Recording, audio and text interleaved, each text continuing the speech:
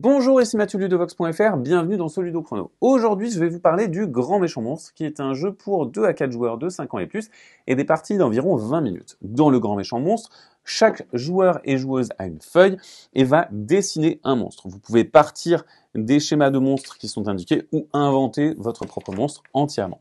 Et vous allez essayer de remplir votre trouillomètre. Vous voyez que vous êtes représenté ici avec ce jeton et vous avez votre trouillomètre à vous. Pour remplir votre trouillomètre, vous allez jeter les dés, choisir un attribut et un dé qui correspond à cet attribut, dessiner cet attribut et cocher la case. Et si vous avez suffisamment de cet attribut, vous récupérez le jeton de trouillomètre correspondant pour le placer dans votre trouillomètre. Le premier joueur ou la première joueuse à remplir son trouillomètre et à le faire déborder remporte la partie.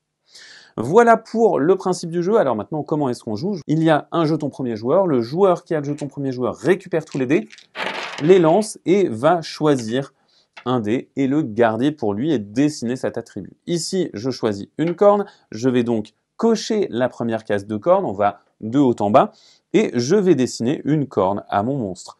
Une fois que j'ai dessiné la corne à mon monstre, les autres joueurs vont pouvoir choisir leur attribut également. On va dans l'ordre du tour et vont choisir un dé, vont dessiner l'attribut, cocher la première case et ainsi de suite. Une fois que tous les joueurs ont fait ça, c'est la fin du tour. On passe au tour suivant. On passe le jeton premier joueur au joueur suivant et ce joueur va jeter les dés.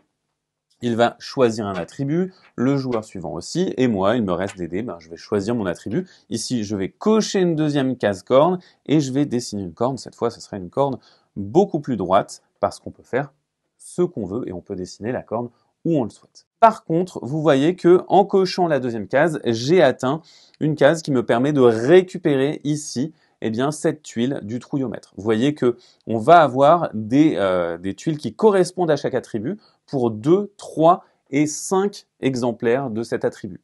Et donc, à ce moment-là, au moment où je place ma forme, je vais pouvoir récupérer cette tuile et la placer dans le trouillomètre. Mais attention, on ne peut avoir qu'un seul exemplaire de chaque attribut dans notre trouillomètre. C'est-à-dire qu'ici, je ne pourrai plus récupérer de cornes.